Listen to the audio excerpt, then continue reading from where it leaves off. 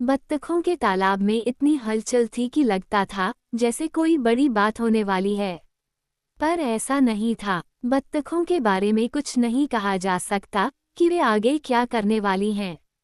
सारी बत्तखें जो आराम से तैर रही थीं या सिर के भार पानी में खड़ी थीं, ये सिर्फ बत्तखें करना जानती हैं। सहसा एक साथ किनारे की तरफ तैरने लगी और फिर किनारे पहुंचकर भाग गईं। किनारे की मिट्टी पर उनके पैरों के निशान देखे जा सकते थे। एक पल पहले तालाब का पानी शीशे की तरह साफ था, उसमें किनारे के सारे पेड़ों, झाड़ियों को देख सकते थे। पीछे एक पुरानी इमारत की मुंडेर का तिकोना कोना था, जिसके छज्जे के नीचे अबाबील का घोंसला था, वह भी पानी में दिखता था। पर सबसे साफ वह गुलाब का पेड़ दिखता था जिसकी शाखाएं पानी के ऊपर झुकी हुई थीं। वह उल्टी टंगी तस्वीर जैसा लगता था। अब सब कुछ हिल रहा था, रंग मिल गए थे और तस्वीर गायब हो गई थी। एक उड़ते हुए हंस के दो पंख जो पानी की सतह पर गिर गए थे, तैर रहे थे। वे ऐसे उलट पलट रहे थे जैसे हवा चल रही हो, जबकि ऐसा नहीं था। जल्दी ही पानी फिर शीशे की तरह चमकने लगा और पंख भी सीधे लेट गए। फिर से वही उल्टी तस्वीर दिखने लगी, इमारत के छज्जे से लटकता अबाबील का घोंसला और गुलाब का पेड़। हर खिलता गुलाब बहुत सुंदर था, पर वे खुद कुछ नहीं जानते थे, क्योंकि किसी ने उन्हें बताया नहीं था। सूरज उनके खुशबूदार पत्तों के बीच चमकता था और हर गुलाब ऐसा लगता था जैसे हम अच्छा सपना देखने पर खुश होते हैं। एक गुलाब बोला, जिंदा रहना कितना अच्छा है। काश मैं सूरज को चूम पाता। वह कितना सुंदर है। पानी में जो गुलाब हैं, मैं उन्हें भी चूमना चाहता हूँ। वे बिल्कुल हमारे जैसे लगते हैं। घोंसले में जो चिड़ियां हैं वे कितनी प्यारी हैं, जल्दी ही चहचहाने लगेंगी, हालांकि उनके अपने माता पिता की तरह पंख नहीं हैं। छज्जे वाला घोंसला और पानी वाला घोंसला दोनों हमारे अच्छे पड़ोसी हैं। ओह, जिंदा होना कितना अच्छा है। घोंसले की छोटी चिड़ियां ऊपर वाली और पानी वाली, जो कि सिर्फ परछाई थी, अबाबील थी और उनके माता पिता भी। उन्हें ये खाली घोंसला मिला था जिसे उन्होंने अपना घर बना लिया था। तालाब के पानी पर तैरते दो बत्तख के पंखों को देखकर छोटी चिड़ियों ने पूछा, क्या वे बत्तखों के बच्चे तैर रहे हैं? माँ ने डांटकर कहा, कुछ पूछते वक्त अक्ल से काम लिया करो। क्या तुम देख नहीं सकते कि ये पंख हैं, ठीक वैसे जैसे मेरे हैं? तुम्हारे भी पंख उगेंगे, पर हमारे पंख बत्तखों के पंखों से ज्यादा सुंदर होते हैं। हालांकि मुझे लगता है कि काश वे हमारे घोंसले में होते तो ठंडी रात में आराम देते। पता नहीं बत्तख किससे डर गईं। शायद पानी में कुछ होगा, पर यह मैं भी हो सकती हूँ। आखिरी बार जब मैं बोली तो आवाज़ कुछ ऊंची निकल गई थी। यह मोटे दिमाग वाले गुलाब बता सकते थे, पर उनकी तो कच समझ में ही नहीं आता। न वे कुछ करते हैं, सारा दिन सिर्फ शीशे में खुद को देखते हैं और संघते रहते हैं। मैं तो अपने पड़ोसियों से तंग आ गई हूँ। गुलाबों ने कहा, उन छोटी चिड़ियों को सुनो, शायद वे गाना शुरू करने वाली हैं। अभी पूरी तरह सुर नहीं पकड़ा है, पर पकड़ लेंगी।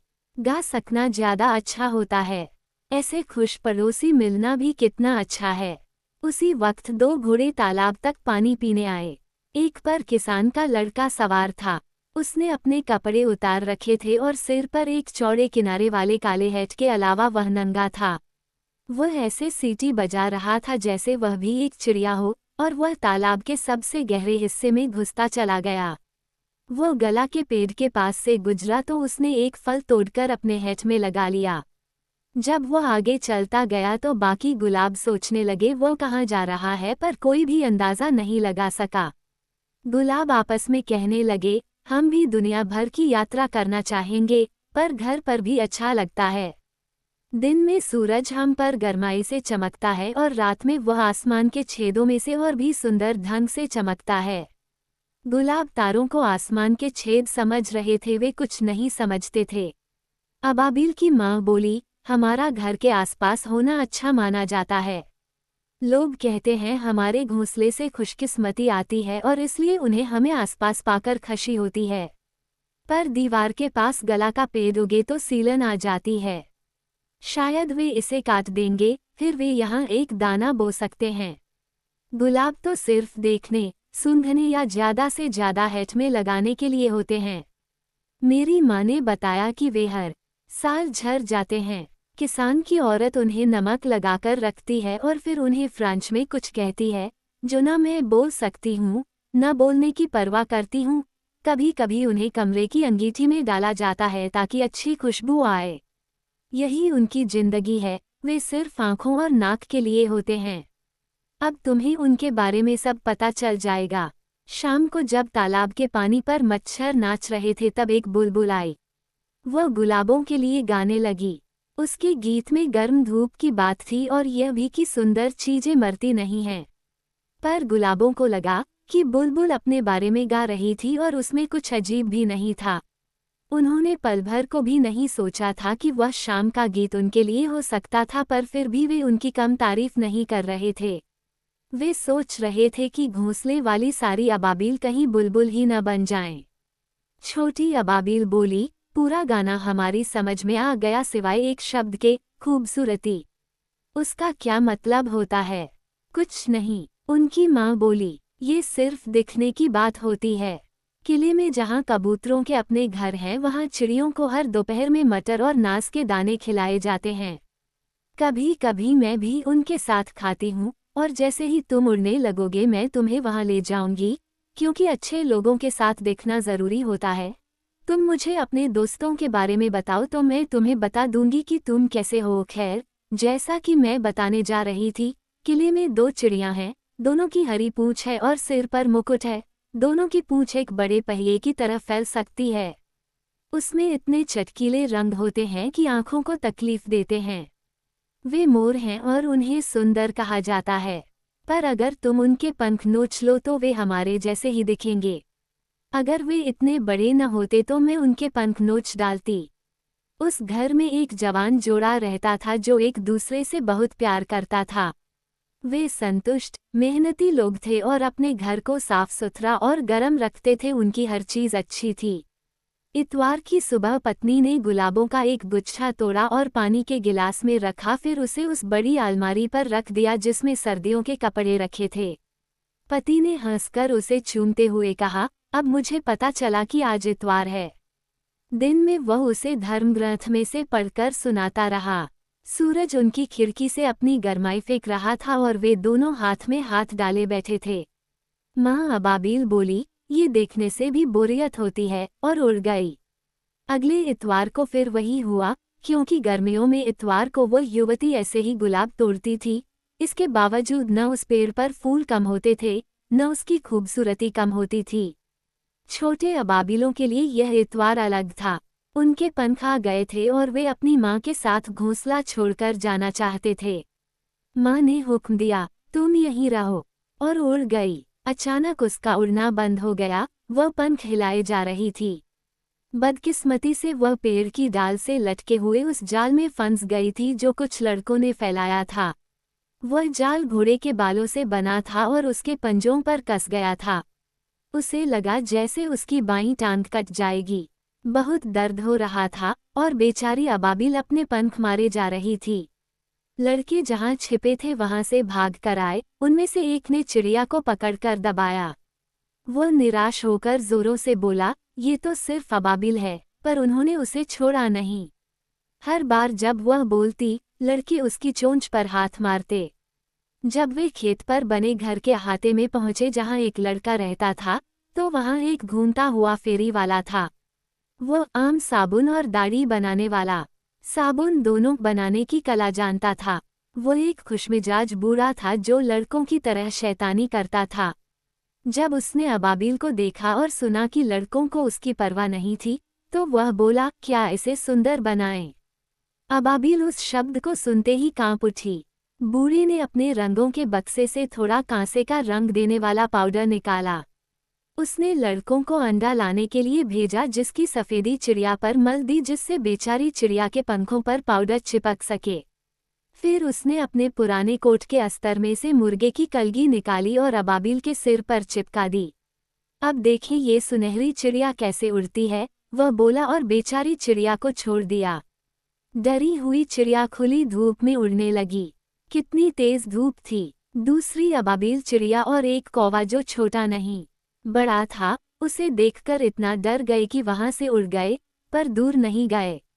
वे उस बेचारी का पीछा करते रहे। कौवा चीखा, तुम कहाँ से आई हो? तुम कहाँ से आई हो? दूसरी अबाबिल चिड़िया चिल्लाई, हमारा इंतजार करो, हमारा इंतजार करो। पर बेचारी अबाबिल माँ इतनी डरी हुई थी कि इंतजार किए बिना अपने घोंसले की तरफ उड़ने लगी। चमकीले पाउडर के वजन से उसके लिए उड़ना मुश्किल हो रहा था। वह धरती के पास ही पास उतरती जा रही थी। छोटी बड़ी बहुत सी चिड़ियों ने उसका पीछा करना शुरू कर दिया। कुछ उसके पास तक जाती, चोंच मारती और चीखती, इसे देखो, इसे देखो। जब वह अपने घोंसले के पास पहुंची तो उसके अपने बच्चे चीखने लगे, इसे देखो, इसे देखो, यह मोर का बच्चा है।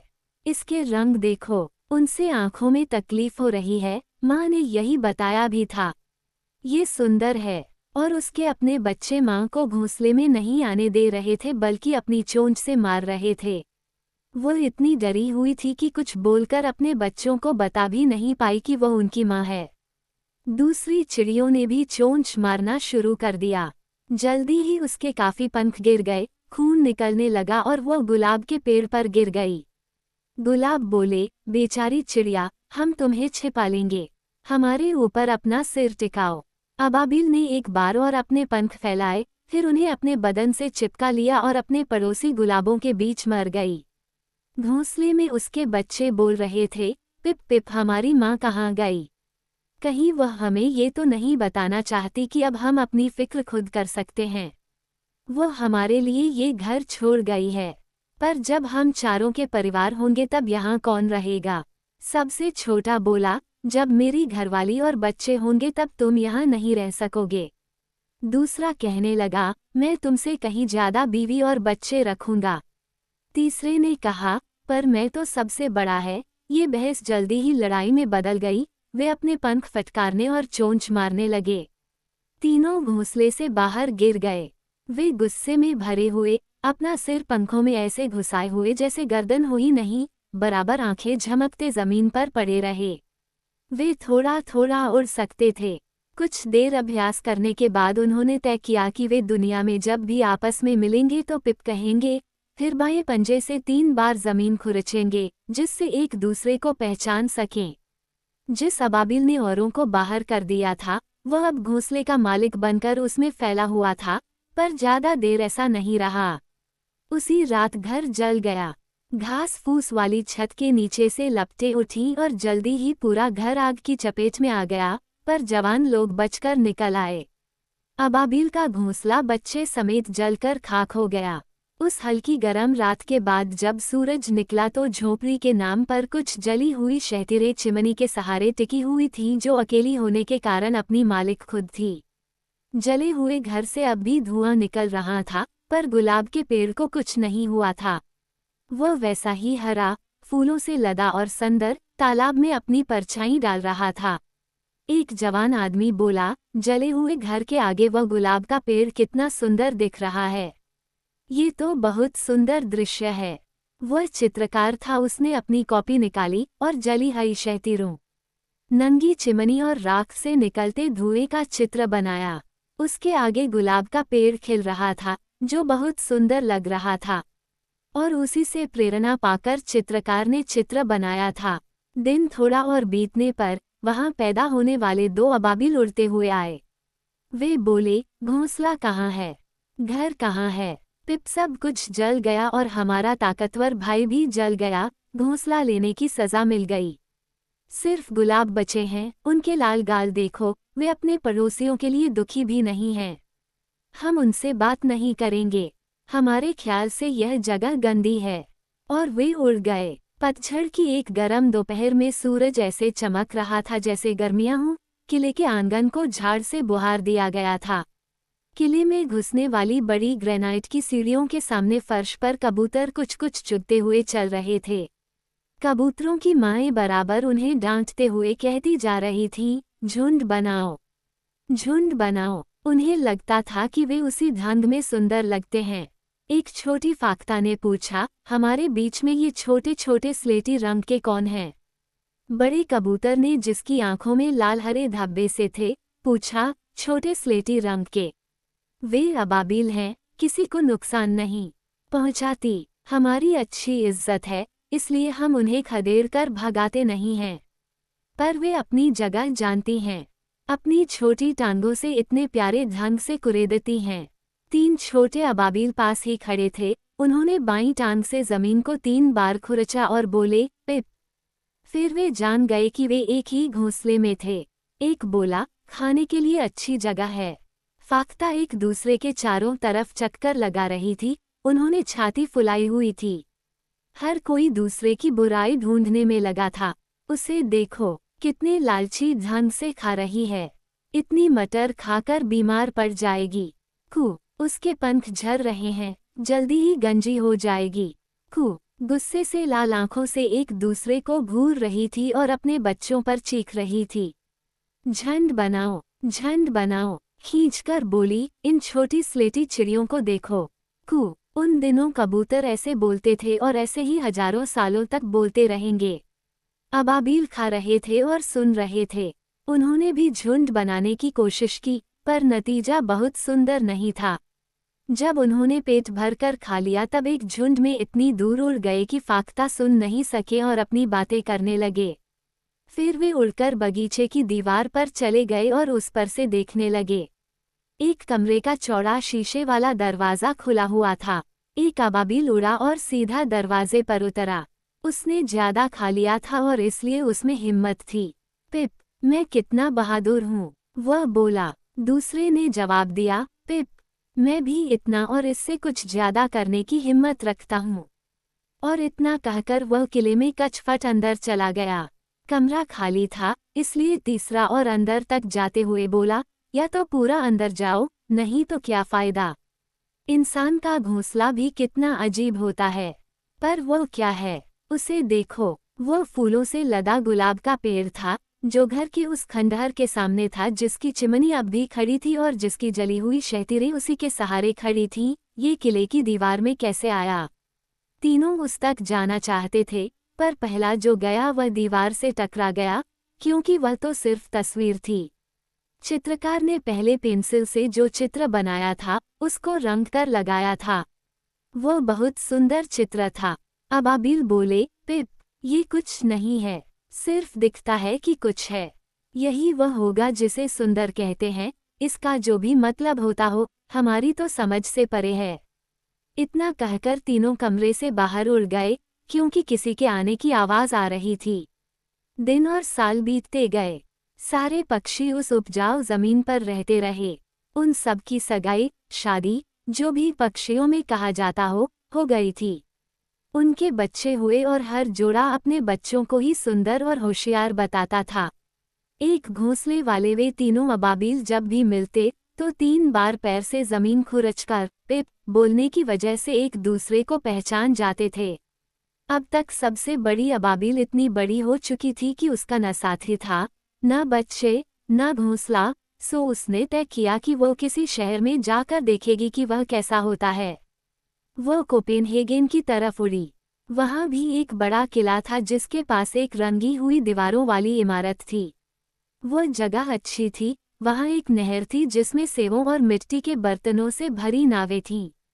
बूढ़ी अबाबिल ने उस अजीब घर की खिड़की में से झांका। हर बार उसे लगता कि वो किसी फूल में झांक रही है, क्योंकि हर कमरा एक अलग सुंदर रंग में रंगा था। बीच में कुछ सफ़ेद आकृतियां थीं। उनमें से कुछ संगमरमर की थीं, तो कुछ प्लास्टर की, पर यह फर्क अबाबिल नहीं देख सकती थी। इमारत में ऊपर कांसे की बनी विजय की देवी की मूर्ति थी जो घोड़ों से सजा रथ चला रही थी। वह चिड़िया एक महान डेनिश मूर्तिकार थोरवाल्सन के अजायब घर में पहुंच गई थी। चिड़िया बोली, ये कैसा चमक रहा है, ये कैसा चमक रहा है। मेरे ख्याल से यही सुंदर होगा। खैर, यह मोर से तो बड़ा है। उसे अब भी माँ की सुंदरता के बारे में बताई बात याद थी। वो उस अजायब घर के आंगन में गई। यहाँ इमारत की बाहरी दीवारें खजूर के वृक्षों के चित्रों से सजी थीं। आंगन के बीच में एक गुलाब का पेड़ था। उसकी शाखाएं एक कब्र के ऊपर झुकी थीं। वहाँ 3 अबाबिल चिड़ियाँ जमीन कुरेदकर कुछ खाने को ढूंढ रही थीं। यह उनके पास गई। पिप, ये बोली और 3 बार अपने बाएं पैर से जमीन खुरची। उसे अपने परिवार से मिलने की उम्मीद नहीं थी, पर उसने आदत की वजह से ऐसा किया। उसे पता था कि किसी का मिलना मुश्किल था। पिप। दूसरी अबाबिल चिड़ियों ने भी ठीक उसी की तरह जमीन खुरची। सब एक दूसरे से कहने लगे, ओह, फिर से मिलना कितना अच्छा लग रहा है। दो उसके भाई थे और तीसरी भतीजी थी। मिलने के लिए यह बहुत बढ़िया जगह है। पिप। मेरे ख्याल से यही सुंदर होता होगा। हालांकि यहाँ खाने के लिए कुछ खास नहीं है। पिप। लोग म्यूजियम के बगल वाले दरवाजे से बाहर निकल रहे थे। वे अंदर मूर्तियां देखकर आए थे, जिन्हें देखकर उनके चेहरे खुशी से चमक रहे थे। फिर वे मूर्तियों को बनाने वाले शिल्पी की कब्र तक गए। कुछ ने झुककर कब्र पर गिरी कुछ गुलाब की पत्तियां उठा ली ताकि वे उन्हें यादगार के तौर पर रख सकें। वे लोग बहुत दूर दूर से, जैसे फ्रांस, जर्मनी, इंग्लैंड से आए थे। एक सुंदर युवती ने एक गुलाब तोड़कर अपने ब्लाउज में लगा लिया। अबाबिल चिड़िया जो सब कुछ देख रही थी, उन्हें लगा कि पूरी इमारत गुलाबों के लिए बनाई गई थी। उनका ख्याल था कि इतनी इज्जत देना जरा ज्यादा ही था, पर क्योंकि इंसान गुलाबों को बहुत पसंद करते थे, इसलिए उन्होंने अपनी बात कही नहीं। पिप। पिप। वे बोले और एक आंख से गुलाब के पेड़ को देखते देखते अपनी छोटी पूंछ से कब्र को बुहारते रहे। अभी ज्यादा देर देखा भी नहीं था कि उन्हें लगा ये गुलाब तो उनका पड़ोसी ही है, और वे सही थे। जिस चित्रकार ने खंडहर इमारत और खिले हुए गुलाब के पेड़ का चित्र खींचा था, उसे उस पेड़ को खोदकर ले जाने की इजाजत मिल गई थी। उसे लगा था कि पेड़ बहुत सुंदर था, इसलिए वह उसे थोरवाल्सन की कब्र पर लगाना चाहता था। और वह यहाँ फूल रहा था, लाल फूलों से महक रहा था, खूबसूरती का साकार रूप था। अबाबिलों ने पूछा, क्या तुम्हें हमेशा के लिए काम मिल गया है? गुलाबों ने गर्दन हिलाकर हामी भरी, क्योंकि वे भी अपने छोटे पड़ोसियों को पहचान गए थे और उनसे दोबारा मिलकर खुश थे। फूल के रूप में जिंदा होना कितना सुंदर है। कितना अच्छा लगता है जब आपके आसपास दयालु चेहरे हों और आपके पुराने दोस्त आपसे मिलने आएं। हर दिन बड़ा अच्छा लगता है। पिप। अबाबिल बोली, ये हमारे पुराने पड़ोसी हैं। हम इन्हें तब से जानते हैं जब ये गांव के तालाब के पास उगे हुए थे। ये बड़ी दूर आ गए हैं। देखो, अब इन्हें कितनी इज्जत मिल रही है। पर यह कोई गुणों की बात नहीं, बल्कि वक्त की बात है। एक लाल धब्बे में ऐसी क्या बड़ी बात है? हमें तो वह दिखाई भी नहीं देता, हम तो एक मरे हुए पत्ते को देख सकते हैं। एक अबाबिल उड़ कर गया, उसने मुरझाए पत्ते को तब तक चोंच मारी जब तक कि वह गिर ही नहीं गया, और अब गुलाब का पेड़ पहले से ज्यादा हरा और सुंदर दिखने लगा। वह कलाकार की कब्र पर खिल रहा था, उसकी खूबसूरती और खुशबू उसके अमर नाम के साथ आदमी की याद में बस गई।